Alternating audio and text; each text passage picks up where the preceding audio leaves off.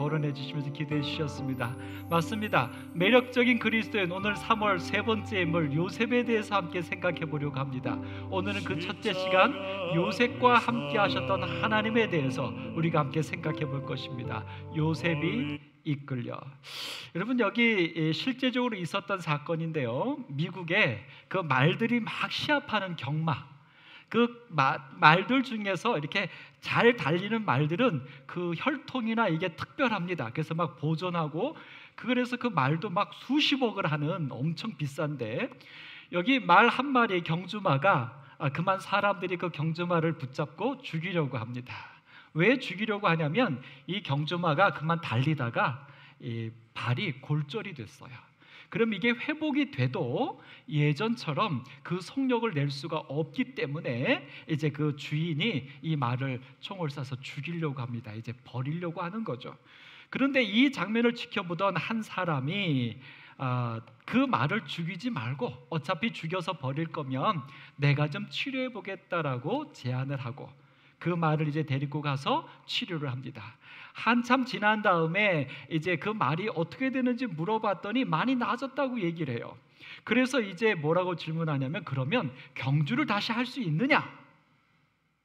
그런데 그 고쳤던 그 사람이 그건 안 됩니다. 그래서 이제 반문을 하죠. 그러면 왜 치료했느냐? 이 말은 경주용 말이었기 때문에 뛸 수도 없는 말을 왜 치료했어요? 라고 반문을 합니다. 이때 그 치료했던 조련사가 하는 말이 얼마나 감동적인지 이렇게 말합니다. 말도 다 자기 몫이 있는 법이죠. 그러면서 이렇게 말해요. 이 말이 앞으로 달리지는 못할지라도 수레를 끌거나 다른 말들을 이끌 수는 있지 않겠습니까? 그러면서 정말 우리에게 주는 감동적인 이야기를 합니다. 상처를 좀 입었다고 해서, 문제가 좀 생겼다고 해서 인생을 접어선 안 되잖아요. 오늘 여러분과 저의 삶에 하나님께서 주시는 귀한 기별입니다. 우리의 삶에 상처가 있다고 해서 인생을 다 접을 필요는 없습니다. 우리의 삶에 문제가 있다고 해서, 내 삶에 소망하는 것들이 이루어지지 않고 있다고 해서, 아니 요즘 세상이 말하는 것처럼 나의 존재가 다른 누군가에 비해서 조금 문제가 있다고 해서 우리의 인생은 버려질 필요가 없는 것입니다. 오늘 요셉의 삶 가운데서 많은 상처가 있었지만 요셉은 버려질 존재가 아니었습니다. 버려지지 않을 뿐만 아니라 상처가 있었지만, 어떻게 보면 버려졌지만, 그 요셉은 하나님께서 함께 하심으로 버려지기 전에 아버지의 사랑을 받았던 요셉보다도 그 요셉은 더 위대한 사람으로, 인물로, 매력적인 그리스도인이 될 수 있었다고 하는 것이 오늘 우리에게 주시는 복음이 되기를 간절히 바랍니다. 여러분, 요셉은 상처를 받았습니다. 요셉은 버려졌습니다. 창세기 39장 1절에 봤더니 요셉이 이끌려갔어요. 그런데 어디로 갔냐면 애굽에 내려갔어요. 성경적으로 애굽은 하나님과 반대되는 곳, 천국과 반대되는 세상, 행복과 반대되는 불행한 장소입니다. 요셉은 그 애굽으로 이끌려갔어요. 이끌려갔을 뿐만 아니라 애굽에서 요셉은 어떤 신분이었냐면 요셉을 산이라, 요셉은 보디발에게 팔린 노예에 불과했습니다. 애굽이라고 하는 행복이 없는 불행한 곳, 고통과 슬픔과 좌절밖에 없는 그곳. 근데 그곳에서 요셉은 또 어떤 신분이었냐면 자유가 없는, 스스로 선택할 권리도 없는 노예라고 팔렸다고 하는 것입니다. 요셉은 지금 그렇게 이끌려 갔습니다. 어떻게 보면 오늘 여러분과 저의 모습이 아닐까요? 오늘 여러분과 지금 제가 어디에 살고 있습니까? 세상에 살고 있습니다. 세상에 살고 있으면서 사실 여러분과 제가 뭔가 내가 자유를 가지고 선택한다고 생각하지만 사실 여러분이 선택할 수 있는 것이 한계가 있는 것을 우리는 직감하고 있지 않습니까? 경험하고 있지 않습니까? 우리의 육체 하나도, 우리의 마음 하나도, 우리의 감정 하나도 사실 내가 하고 싶은 대로 하지 못하고 사는 것이 노예된 우리들의 모습 아닙니까? 우리 손아자 집사님이 고개를 끄덕이시는데 아침에 오시더니 저한테 웃으시면서 굿뉴스와 배드뉴스 두 개를 얘기하시더라고요. 굿뉴스는 손녀에 대한 이야기였고 그 다음에 안 좋은 뉴스는 집사님 개인에 대한 이야기셨어요. 제가 그 이야기를 들으면서 맞다, 우리들의 삶에는 좋은 일도 나쁜 일도 사실은 내가 선택할 수 있는 게 뭐가 있나? 사실 이 요셉이 이렇게 형들에게 버림을 받아서 애굽으로 끌려가고 그곳에서 노예가 됐던 것은 요셉이 뭘 잘못했습니까? 사실 요셉은 아버지의 말씀에 순종하여 형들에게 먹을 것을 가지고 형들을 찾아갔던 것뿐입니다. 그것도 처음에 얘기했던 곳에 갔더니 형들이 없었어요. 그럼 요셉이 어떻게 할 수 있으면 되냐면 그냥 아버지에게 돌아와서 형들을 못 찾았습니다 하면 돼요. 그때는 핸드폰이 있었던 것도 아니기 때문에 연락할 수도 없잖아요. 근데 이 요셉은 거기서 멈추지 않고 어떻게까지 한 것입니까? 형들을 찾으려고 묻고 새로운 곳까지 쫓아가서 형들에게 아버지가 전해주는 음식과 그 소식을 전해줬던 정말 착한 요셉이었어요. 그런데 그 착한 요셉의 선의가 오히려 형들에게는 미움이 되고 원망이 되어서 지금 요셉은 이런 신세가 돼버린 것입니다. 여러분과 제가 잘못한 게 뭐 있습니까? 저희 자식들은 가끔 저한테 그러더라고요. 아빠 엄마가 우리를 태어나게 했지 우리가 뭐 태어나고 싶다고 했어요. 맞지요? 여러분과 저도 사실은 하나님한테 따질 수 있어요. 하나님, 내가 뭐 태어나게 해달라고 요청한 적 있어요? 하나님이 나를 태어나게 해놓고 왜 내가 이렇게 살게 해주십니까? 왜 이렇게 나를 버리십니까? 얼마든지 원망할 이유가 있어요. 여러분, 그래요. 사실 내 인생은 없습니다. 여기 계신 성도들 중에서 여러분이 여러분의 인생을 살고 계시다고 자신하신 분 누가 있습니까? 내 인생은 없어요. 아니요, 죄 아래 팔렸기 때문에 어느 누구도 자유인이 없습니다. 온전하게 행복하게 살아갈 수가 없는 것이 지금 우리들의 운명입니다. 요셉이 그런 자였습니다. 자, 그런데 그런 요셉의 삶 가운데 그래서 사도 바울도 고백합니다. 나는 육신에 속하여 죄 아래 팔렸도다. 여러분, 옆에 계신 분들 보면서요, 아유 불쌍하십니다 한번 얘기 한번 해보세요. 안 하시네. 불쌍하게 안 보이세요? 그냥 나만 불쌍하죠? 그럼 여러분 스스로 가리키면서 아이고 불쌍한 지고, 여러분 위로 한번 해세요. 아이고 불쌍한 지고. 저만 불쌍한가 봐요. 오남교회 수역장님도 불쌍하시군요. 자, 근데 이렇게 불쌍한 우리의 삶이 끝일까? 요셉의 그 버려진 삶이 끝일까? 노예가 된 삶이 끝일까? 만약 그렇다면 우리에게는 무슨 희망이 있겠어요?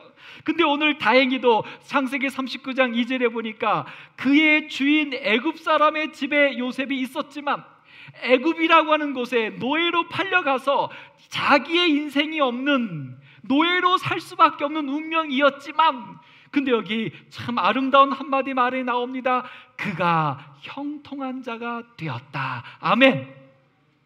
자기의 인생은 없는 애굽에서의 노예의 삶이었지만 이제는 그 요셉을 그동안 지켜주었던 아버지도 없고,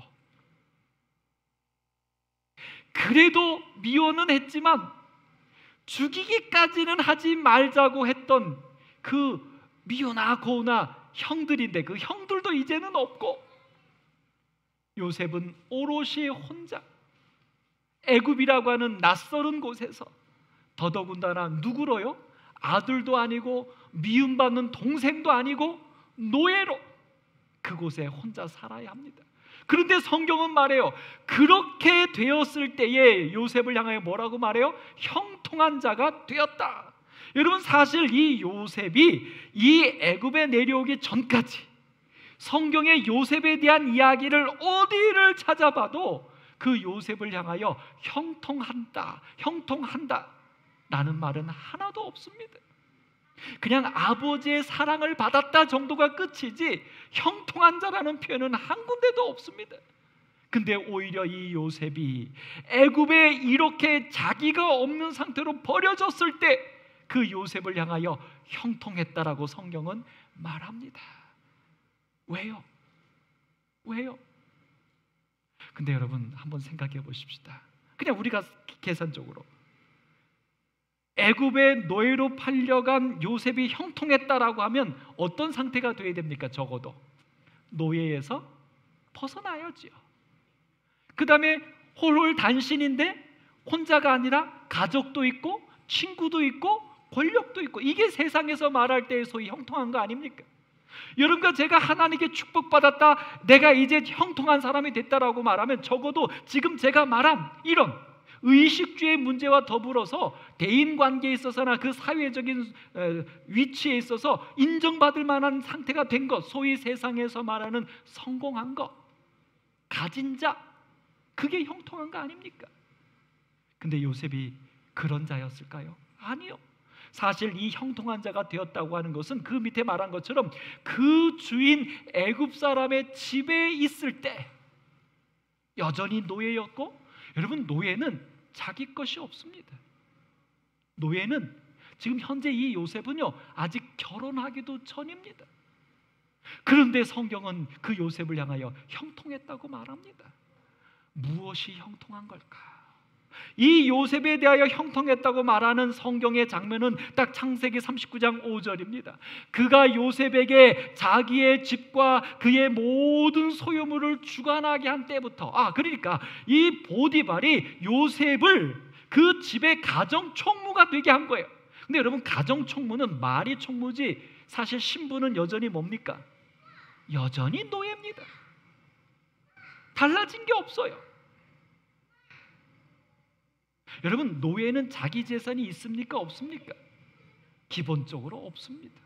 더더군다나 지금 여기서 이 보디발은 그 요셉을 가정 총무로 삼아서 자신의 모든 것을 주관하게 했지만 결혼도 안 시켰어요. 아직 결혼은 나중에 합니다. 애굽의 총리가 됐을 때 결혼을 왕이 시켜줍니다. 결혼도 시키지 않은 그냥 노예들 중에 총무가 됐다고 하는 것이 여러분 형통한 것입니까? 여러분, 그 정도가 되면 하나님이 내게 넘치는 복을 주셨다, 내 잔이 넘치나이다, 아멘 하시겠습니까? 아니죠.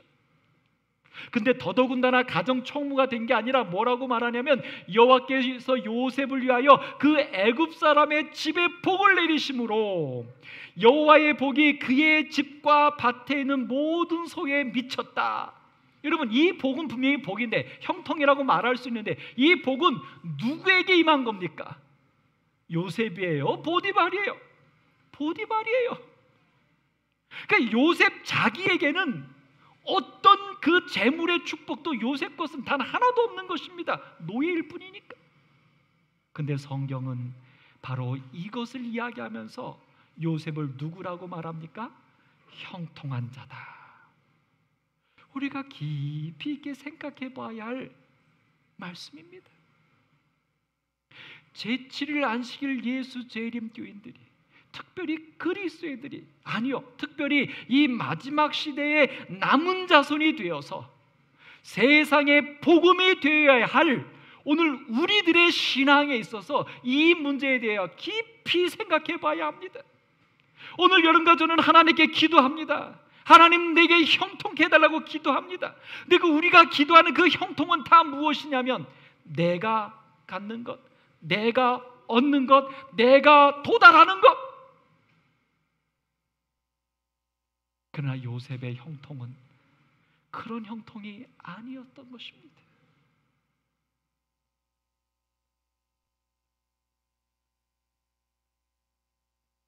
여러분, 이 요셉이 바로 매력적인 그리스도인입니다. 잘생긴 그리스도인이 아니라, 훌륭한 그리스도인이 아니라, 이 잘생겼다 훌륭하다라고 하는 것은 그 자신에 대한 평가잖아요. 그것은 매력적인 그리스도인이 되는 게 아닙니다. 매력적이라고 하는 것은 누구한테 그렇게 보이는 것입니까? 내가 아닌 나를 보는 이들에게. 요셉의 형통은 그 자신에 대한 것이 아니라 그를 통하여 내 앞에 있는 이들에게 임했던 그 축복을 이야기하고 있습니다. 사촌이 땅을 사면 배가 아파서는 그리스도인이 아닙니다. 남은 잘 되는데 나만 안 될 때 절망하고 원망하고 원통해지면 그리스도인이 아닙니다. 나는 안 되고 아프고 잃어버리고 절망이 될지라도 그런 순간에도 나 아닌 누군가를 위해서 하나님의 축복이 임하도록 기도할 수 있는 사람, 그리고 그런 소식을 들었을 때 배 아파하거나 화가 나는 것이 아니라 그런 이야기를 들었을 때 정말 진심으로 축하해 줄 수 있는 사람, 그 사람이 형통한 자입니다. 오늘 여러분과 제가 그런 매력적인 그리스도인이 되었으면 얼마나 좋을까요? 여러분, 근데 이 요셉이요, 그 애굽에 팔려가서 노예의 신분이었지만 형통한 자가 되었다라고 말할 때 이 창세기를 쓴 모세의 생각이었겠습니까? 아니면 실제로 요셉이 그렇게 느낀 것이었겠습니까? 제가 믿기로는 요셉이 그렇게 느끼고 있다고 하는 사실입니다.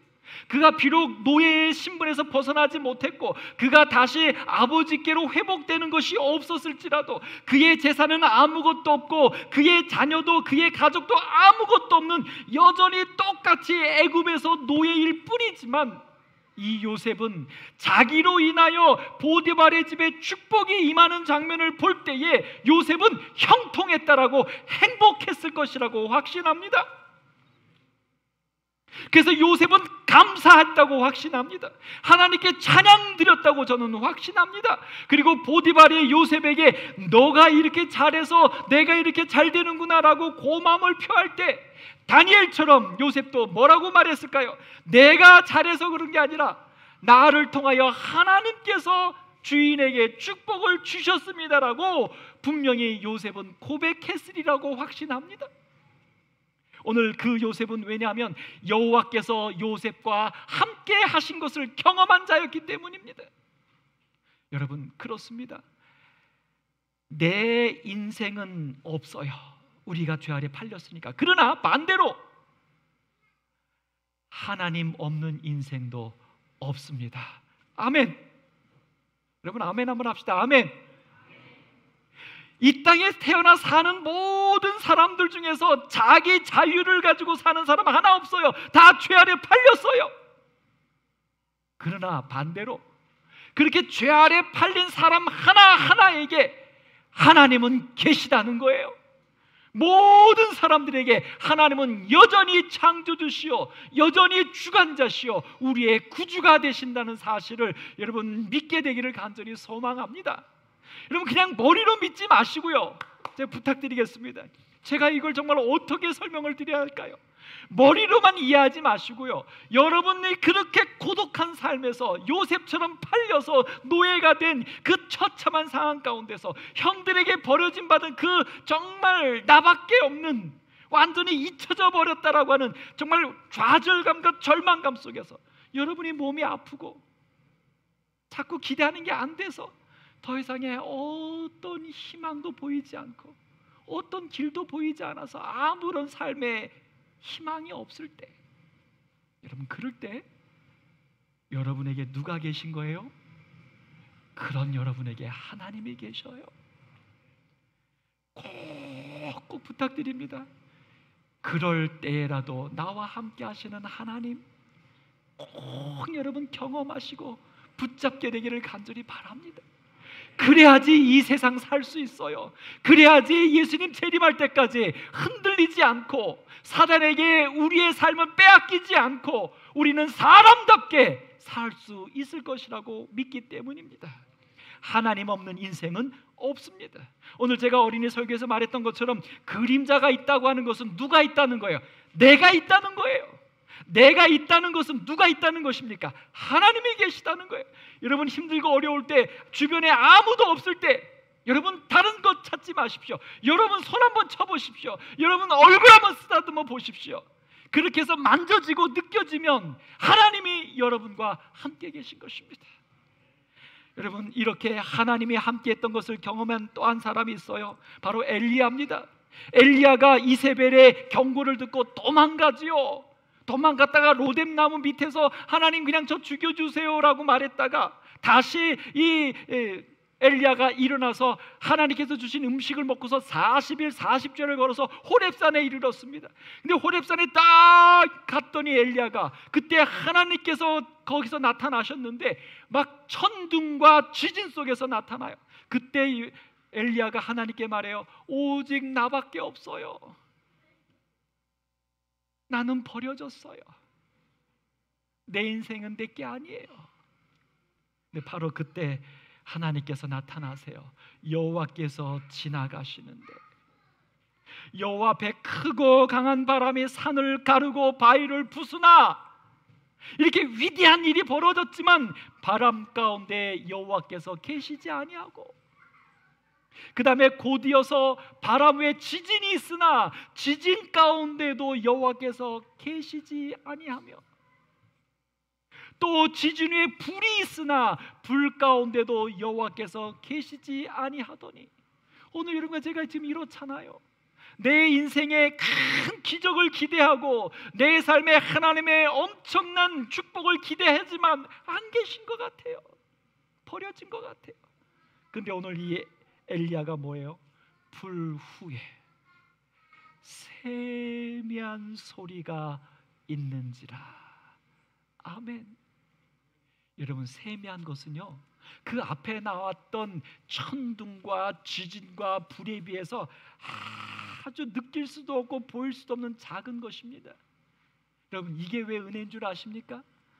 하나님은 우리가 느끼지 못해도 보지 못해도 하나님은 우리의 모든 삶 속에 세미한 곳에서까지라도 우리와 함께 하시고 계시다는 것입니다. 이런 하나님이 오늘 여러분과 저의 하나님이신 것을 인해서 힘을 내십시다. 여러분 오늘 이제 이 요셉은 창세기 39장 2절에 보니까 한 가지 3절에서 멋진 장면 하나 보게 됩니다. 여호와께서 그의 범사에 형통하게 하심을 보았다. 누가 보았다고 그러십니까? 요셉 스스로 본 게 아니라 보디발이 보았다고 기록해요. 여러분 요셉의 모든 것의 형통함을 보았다고 그랬어요. 뭘 보았을까요? 그리고 이 한마디 근데 이 보았다고 하는 것을 우리가 볼 수 있는 것 여호와께서 그와 함께 하심도 보았대요. 그러니까 결국 보디발의 눈에 종이었던 요셉이 그가 하는 모든 일들이 형통하는데 잘 되는데 그래서 자기의 재산이 막 불어나고 집안에 아무 문제가 없는데 근데 요셉이 그렇게 하는 이유를 보디발은 안 것입니다. 요셉이 지혜롭기 때문이고 요셉이 정치적이기 때문이고 요셉의 능력이 있기 때문이 아니라 요셉과 누가 함께 하심을 본 것입니까? 하나님이 요셉과 함께 하고 있는 것을 본 것이죠.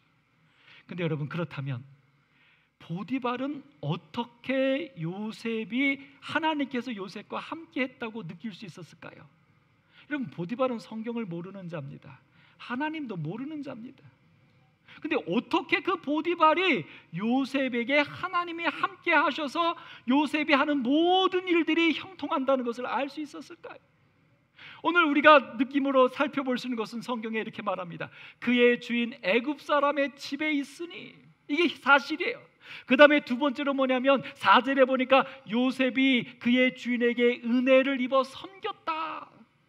여러분, 요셉이 보디발에게 성경을 펴서 하나님을 가르쳐 줬을까요? 그래서 보디발이 안 것일까요? 아니면 요셉이 어떤 일이 잘 됐을 때, 이렇게 재산이 막 늘어났을 때 보디발을 불러서 보디발 주인이요, 이게 이렇게 잘 된 것은 하나님이 이렇게 축복해서 잘 된 겁니다라고 설명했을까요? 아니요. 요셉이 보디발에게 보여줬던 삶은 저 두 가지입니다. 그의 집에 있으면서, 노예로 있으면서, 가정 총무로 있으면서, 그 다음에 밑에 얘기요, 섬겼다. 누구를 섬기는 것입니까? 여기서 말하는 것은 보디발을 섬기는 모습이에요. 이 요셉이 노예로서, 가정 총무로서 보디발을 섬기는 모습, 그 섬기는 모습 속에서 보디발은, 이 요셉은 다르구나. 노예가 그냥 단순한 노예가 아니구나. 이 요셉은 그저 내가 주인이니까 내 명령에 그냥 복종하는구나. 이게 아니었다는 거예요. 그래서 여기 성경도 뭐라고 말해요? 은혜를 입어 섬겼다. 은혜를 입었다는 것은 보디발이 요셉에게 잘해줬다라고 이해되지만, 다르게 말하면 뭐예요? 요셉은 보디발에게 항상 감사했다는 겁니다.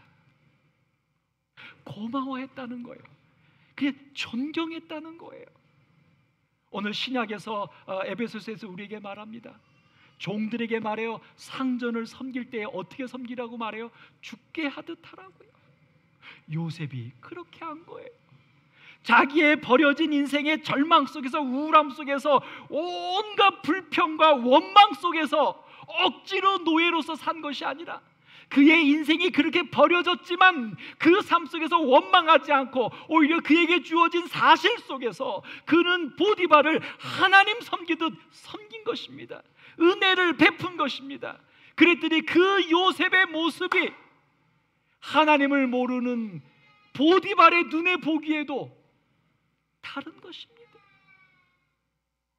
그래서 보디발은 이 요셉을 가정 총무로 그의 모든 것을 맡길 수 있을 만큼 신뢰할 수 있었던 것이죠. 사랑하는 성도 여러분, 매력적인 그리스도인이 바로 이것입니다. 매력적인 그리스도인은 세상적으로 성공한 그리스도인을 얘기하는 게 아니라, 그의 삶에서 죽게 하듯 하면서 그의 삶의 모든 절망 속에서 희망을 보고 모든 불행 속에서 행복을 누릴 줄 아는 사람, 그래서 그 사람을 바라보는 주변 사람들이 주인이든 원수든 누구든 그를 바라보면서 그를 신뢰할 수밖에 없는, 그를 좋아할 수밖에 없는, 아니 그에게는 분명히 뭔가 다른 능력이 있다라고 느낄 수밖에 없는, 그 능력이 하나님이라는 사실을 고백할 수밖에 없는 오늘 매력적인 그리스도인, 오늘 여러분과 저의 삶이 되기를 간절히 소망합니다. 그렇습니다. 이제 요셉에게는 하나님만 남았습니다. 그를 지켜주던 아버지도, 그를 미워하던 형들도, 그의 지금 현실적인 주인이 된 보디발도 요셉에게는 다, 오직 요셉에게는 누구만 남았어요? 내가 믿는 하나님. 그래서 이 요셉은 오로지 하나님께 기도했고 오로지 하나님의 말씀대로 순종하여 악을 행하지 않았고, 오로지 하나님의 말씀대로 주인을 하나님 섬기듯 섬길 수 있었던 것입니다. 오직 하나님만 남았습니다. 성도 여러분, 오늘 이제 여러분과 저의 지금의 삶 속에서 우리가 어떻게 하면 이 고난을 이겨낼 수 있을까요?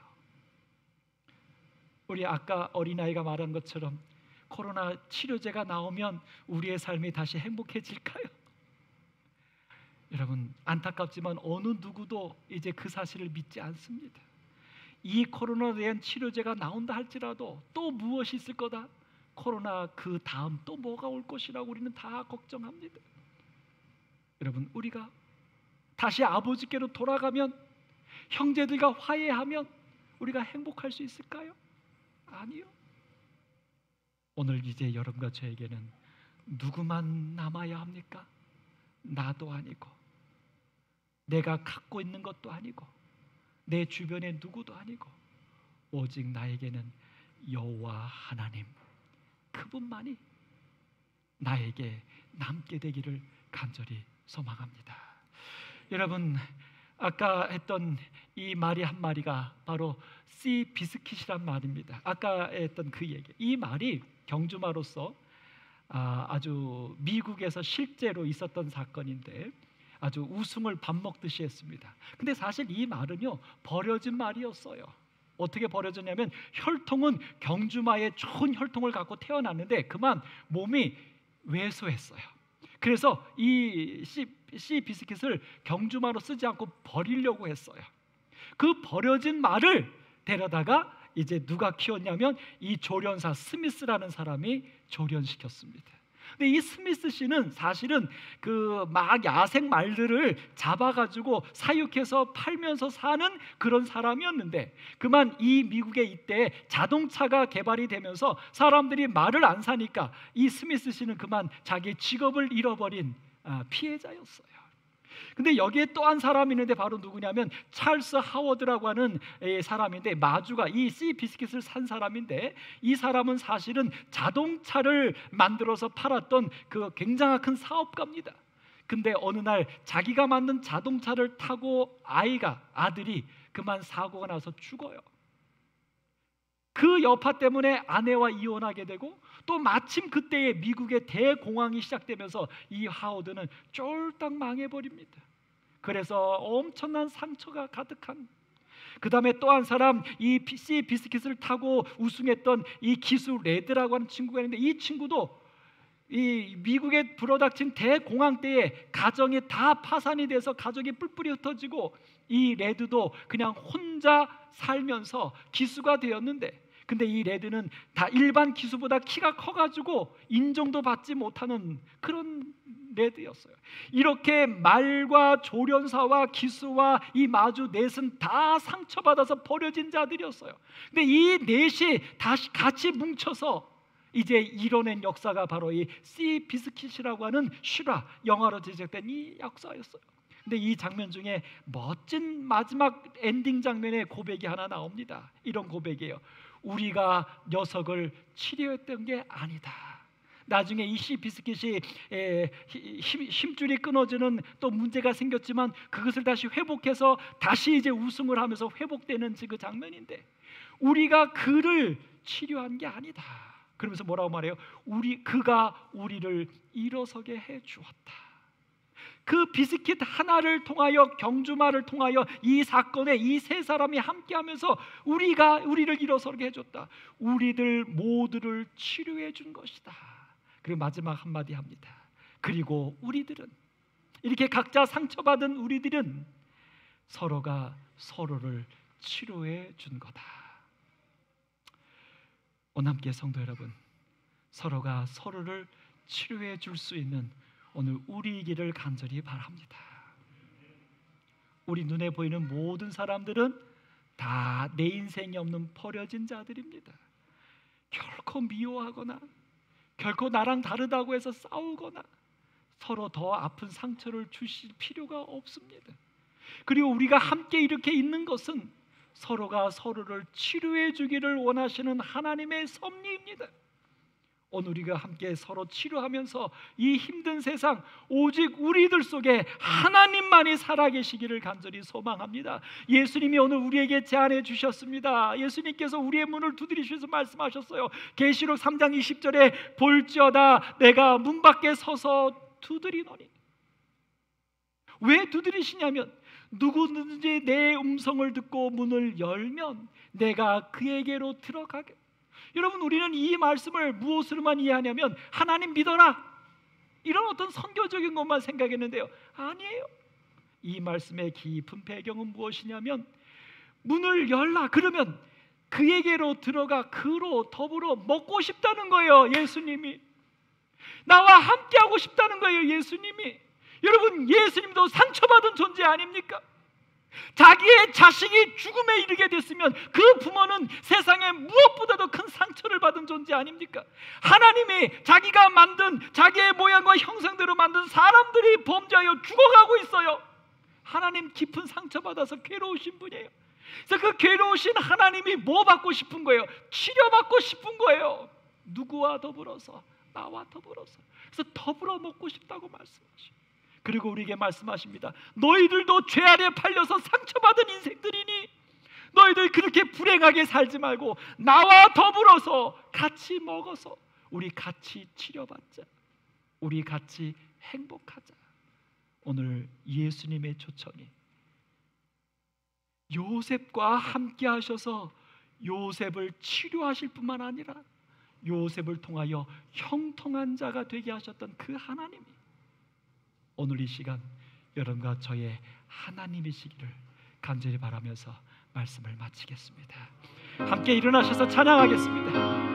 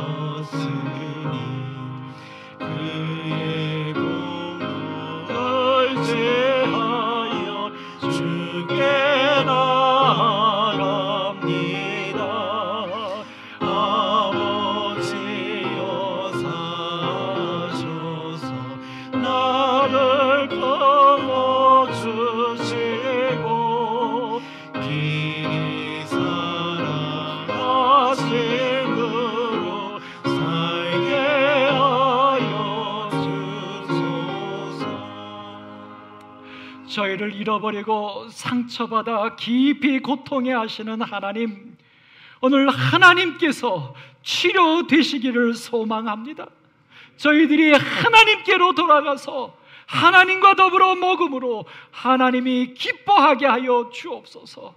저희들도 죄 아래 팔려서 어느 누구도 내 자유로 살아가지 못하는 저희들, 하나님 불쌍히 여겨주셔서 오늘 이곳까지 인도해 주셨사오니 감사합니다. 이제 하나님 그동안 실망해 왔던 이 세상의 어떤 것들에 우리의 희망을 걸지 말고 오직 하나님만 내 모든 것이 되게 하여 주옵소서. 예수님의 이름으로 기도드립니다. 아멘.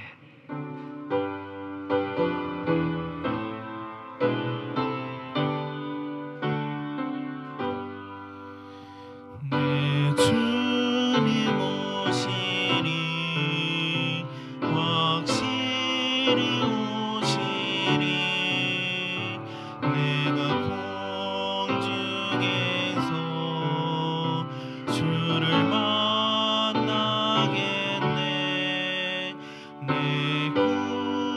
joy,